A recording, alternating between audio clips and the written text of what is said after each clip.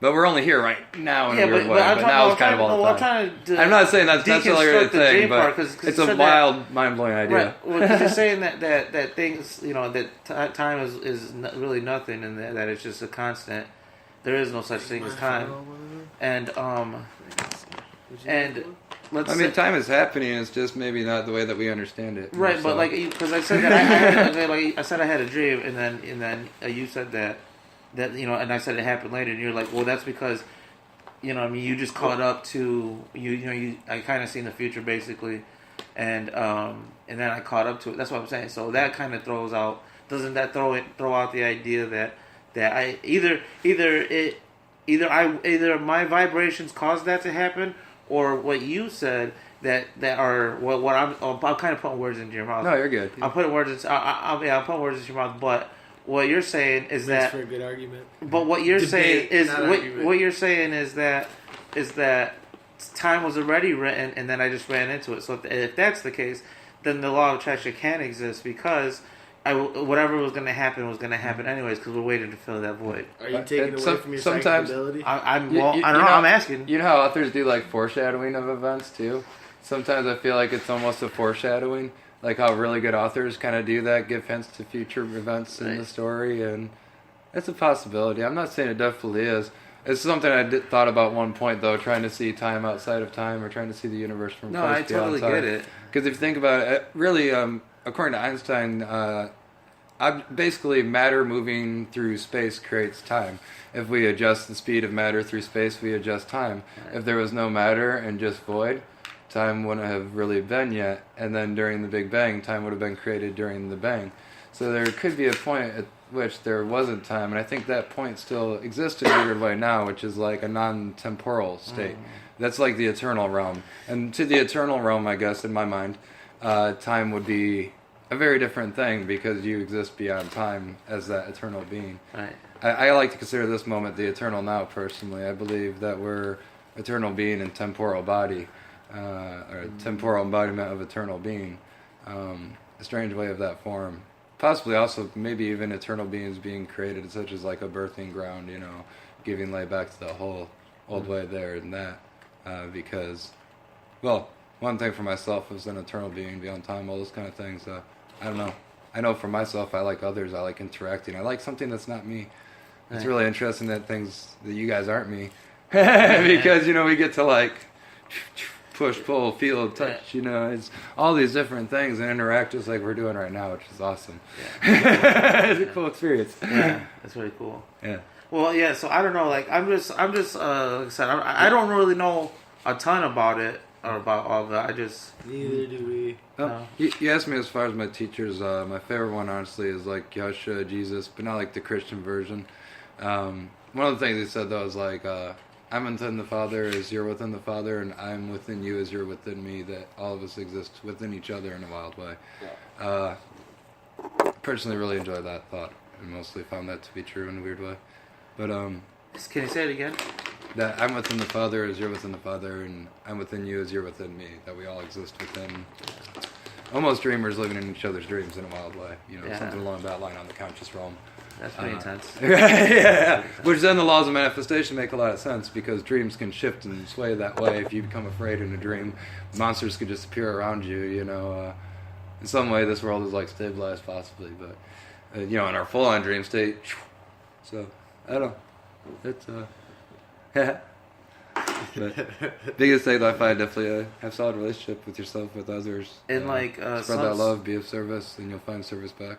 And one way of bringing like attracting things to you is meditation. Like that's being like still. That helps. Like, is that, do you really think that's helped you? Meditation is can do many different things, many different ways.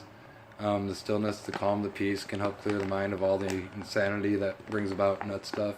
You can realize a lot of things during that time. You can come to some knowing that you didn't know of yourself before, or of the world before. Possibly change all that. What you mentioned too with asking, that's a big thing. Asking for something different, I'm really big on what is the big thing? want that. I want to know what that is. Yeah. I want to seek out. And asking for that. But you definitely lose focus, like you were saying, like you, what'd you call it? You said that once you forget it, like you want something, but then you said you got to keep it in like a rotation, or like you always have to keep it. You think you ask for it, and then you immediately let like spirit or whatever is working over here start working on it, and you just focus on something that excites you. Bring your like excitement levels up. You're radiating that positivity.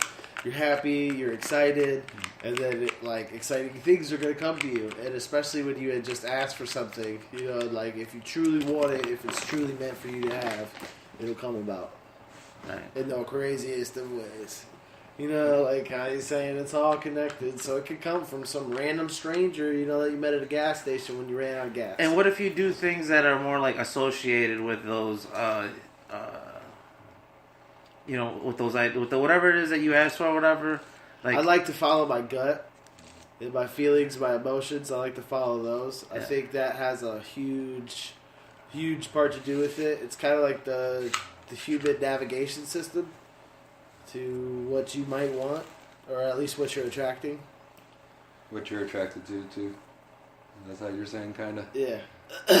Make sure you're attracted to what you're trying to attract. But do you have? But it helps to do things that Calm your mind, help it. because not only when you calm your mind, you stop thinking about some things that could be positive, but you also stop all doubt, which is typically what's running in most people's minds. The old mind chatter. Yeah. It's usually something contradicting a positive idea. Right. Trying to analyze it from 1,000 different scenarios. And You don't wanna do shut that off. Yeah. I mean, not typically. I don't think that...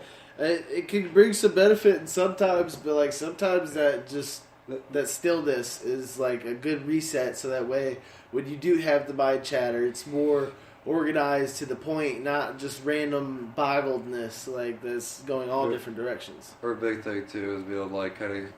Big part of meditation is kind of letting your thoughts flow and trying to set apart for them and just witness or experience your thoughts during that time, which can be a really helpful tool, so you're not being ran and controlled by all the little voices inside your head, you know, that are running and saying this and this and this. You can kind of sit back from them. Who was it? Oh man, I forgot the guy's name. That's terrible. Power of Now guy, really good author. He spoke on it a lot. That was one of his big realizations, that he wasn't his thoughts, and that like changed everything for him essentially. One thing I wanted to add though with manifestation that I find very important is also being willing to, like, this is just not for manifesting, but just having a good life. Being willing to let go or surrender things, or some things can, you know, you may want to manifest, you may wish it or desire it, but at the same time it could be a path of like great destruction for you. You know what I mean? Like in that course, you know, it may not be your, you know, like, I don't think there's like real big predestined purpose, but essentially like not your purpose, not your path, you know, not in the line for you. So to try to do it, that's that like pushing against the river thing, you know, if it's taking that much force and all this kind of stuff and too much, then you might be like the guy sitting there trying to turn the whole river instead of, you know, being the water that flows. Yeah, moving with it. And that's a whole other side for manifestation, but like kind of coming to that oneness and that, you know. right. And so like, what are the big points of manifesting things then? To believe. Yeah. To believe it's possible. Is anything else? I mean, What else do you that's need? huge if you believe in it. Like, anything is possible is if you believe anything is possible. And even like communicating it with some people that are just going to do nothing but doubt it might actually work against you. So like sometimes if you like want to keep your belief, you only want to share it with people that'll help support that. Right. So believe. It's And like then- pixie dust. And the action part of it. Tinkerbell's flying around. I mean, you just gotta. The biggest thing is raising your vibration to be able to receive it. So you gotta like think about what things you can consciously choose to do that will improve your vibration from yesterday. Yeah. Like, that's all you gotta worry about. Definitely. Fullness. Well, I don't know. That seems. That could have been the topic. I don't know. I don't know. Yeah, kind of already blown away. I just. I wanted to add one thing on it.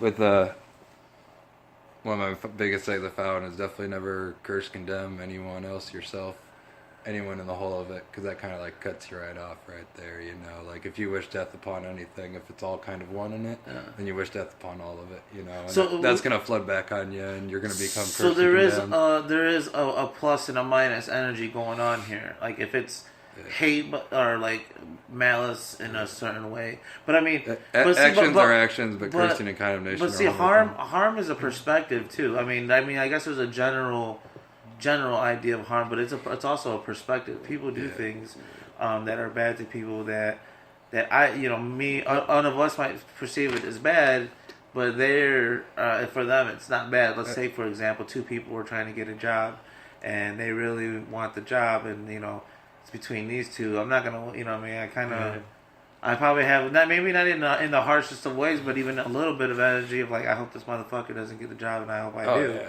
Do you get what I mean? So, like, you know what I'm saying? Like, that's a big. Is there a positive? It's kind of hard to define that, right? One thing I'm really way bigger on. Like, we live in a competitive world instead of a cooperative world. In a cooperative world, you don't have that issue. We can both be like, I hope all is successful and that our whole does well.